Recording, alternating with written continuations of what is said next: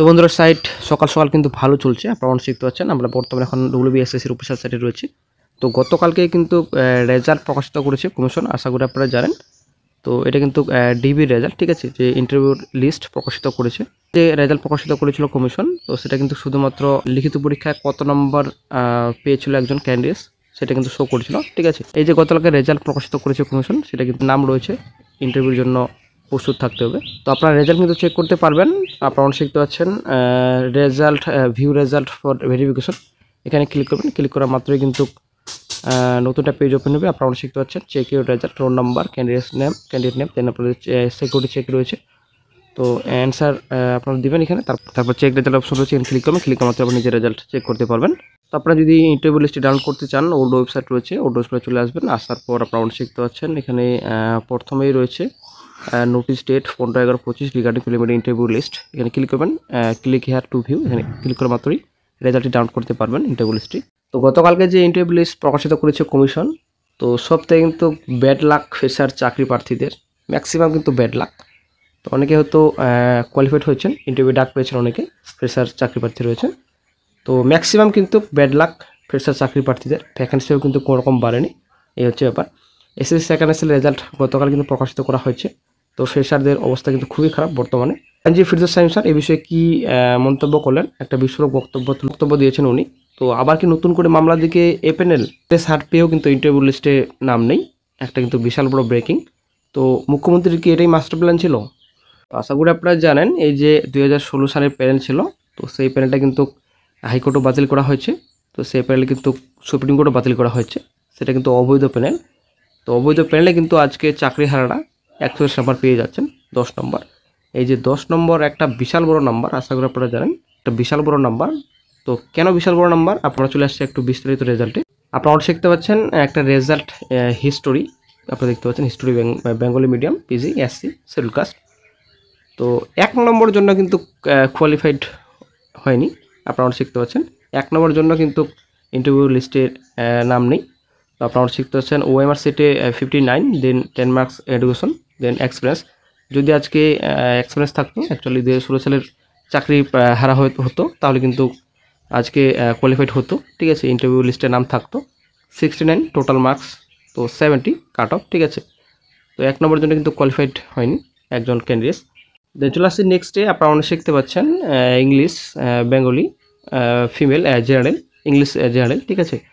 তো OMR mark আপনারা দেখতে পাচ্ছেন 57, এডুকেশন কোয়ালিফিকেশন 10, এক্সপিরিয়েন্স নেই 0, 67, 76 কাট অফ। আপনারা একটা জিনিস খেয়াল করবেন, 76 কাট অফ, ঠিক আছে। 80-র মধ্যে 76 কাট অফ। এদিকে এক্সপিরিয়েন্স টিচার্সরা কিন্তু এগিয়ে যাবেন 57, 60-র মধ্যে 57 মার্ক, তবুও কিন্তু ইন্টারভিউ লিস্টের নাম নেই। তাহলে বুঝতে পারছেন ব্যাপারটা কি। তাহলে এখানে আপনাদের একাডেমিক 10 আর এদিকে রিটেন 60, 70 নম্বরের এখানে পরীক্ষা আপনারা ধরুন। তো এখানে শুধুমাত্র 3 মার্কস কম, ঠিক আছে, 3 মার্কস কম, তবুও কিন্তু ইন্টারভিউতে ডাক পায়নি, এই হচ্ছে ব্যাপার। 76 কাট অফ, এদিকে টোটাল মার্কস 67। আর এদিকে আপনারা অনেক শিখতে পাচ্ছেন জিওগ্রাফি পিজি জেনারেল। তো 49 মার্ক পেয়েছেন ওএমআর সিটে, এডুকেশন কোয়ালিফিকেশন 10, এক্সপিরিয়েন্স 10, ঠিক আছে। তো 69, 68 কাট অফ মার্কস, ঠিক আছে।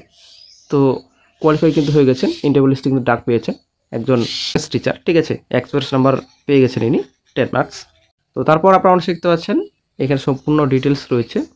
তো 60-তে 60 পেয়েছে, দেন আপনাদের 8 এখানে এডুকেশন কোয়ালিফিকেশন 68 টোটাল 76 কাট অফ, ঠিক আছে। এখানে 70-এর মধ্যে 76 কাট অফ এক্সপিরিয়েন্স নাম্বার ধরে। আসলে কি বলবো, আর কিছু বলার নেই। সব থেকে আমাকে এটা খারাপ লাগলো, আপনারা অনেক শিখতে পাচ্ছেন ইংলিশ পিজি, তো জেনারেল আপনারা অনেক শিখতে পাচ্ছেন 60-এ 60 নম্বর লিখিত, এডুকেশন কোয়ালিফিকেশন 10। তো 70-এর মধ্যে তো 70-ই পেয়ে গেছে, তবুও কিন্তু কাট অফ ক্লিয়ার করতে পারেন, আপনারা অনেক শিখতে পাচ্ছেন। তো 76 কাট অফ, ঠিক আছে। তো 80-র মধ্যে 76 কাট অফ।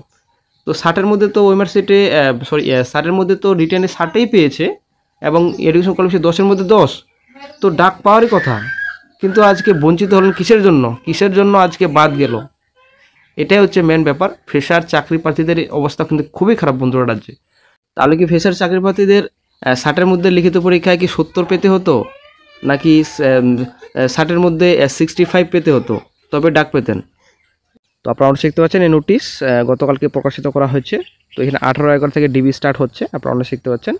তো যাদের ইন্টারভিউ লিস্টের নাম রয়েছে তো 18/11 থেকে ডিবি, তো এখানে সম্পূর্ণ ডিটেলস রয়েছে। তো 18/11 থেকে এবং 4/12/25 পর্যন্ত ডিবি চলবে। তো এখানে সম্পূর্ণ সাবজেক্ট রয়েছে। তো কোন সাবজেক্টে কত তারিখে ডিবি এখানে সম্পূর্ণ ডিটেলস রয়েছে। অবশ্যই ডেসক্রিপশন বক্সে চেক করবেন, ওখানে আপনারা লিঙ্ক পেয়ে যাবেন।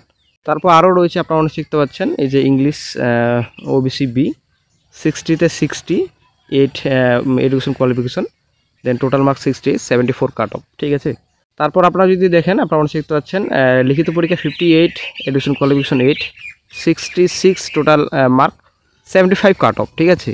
একজন ফ্রেশার চাকরি প্রার্থীরা কী করবে এটা হচ্ছে এবার 60 নম্বর পরীক্ষায় 58 পাচ্ছে, 60 নম্বর পরীক্ষায় 60 পাচ্ছে, তবুও এডুকেশন লিস্টে নাম নেই। তাহলে ফ্রেশার চাকরি প্রার্থীরা আজকে কতটা বঞ্চিত, কি বলবার কিছু বলার নেই। তো হয়তো এ বিষয়ে মামলাও হতে পারে শিগগিরই, যদিও মামলা চলছে অলরেডি হাইকোর্টে, আশা করতে পারে জানেন। ইন্টারভিউ আগে নম্বর নাকি ইন্টারভিউ পরে নম্বর? আজকে যদি ইন্টারভিউ পরে নম্বর হতো তাহলে কিন্তু আজকে ফ্রেশার চাকরি প্রার্থীরা বঞ্চিত হতো না আশা করা যায়।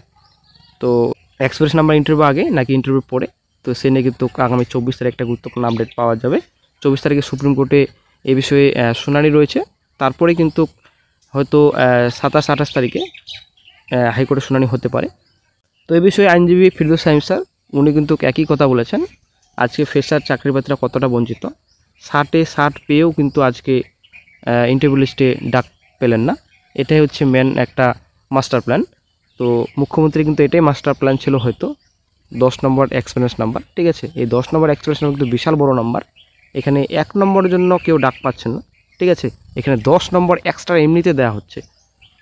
অবশ্যই আশা করব নেক্সট যে মামলার শুনানি রয়েছে, তো সেই মামলায় কিন্তু এই ব্যাপারে কিন্তু আলোচনা করা উচিত।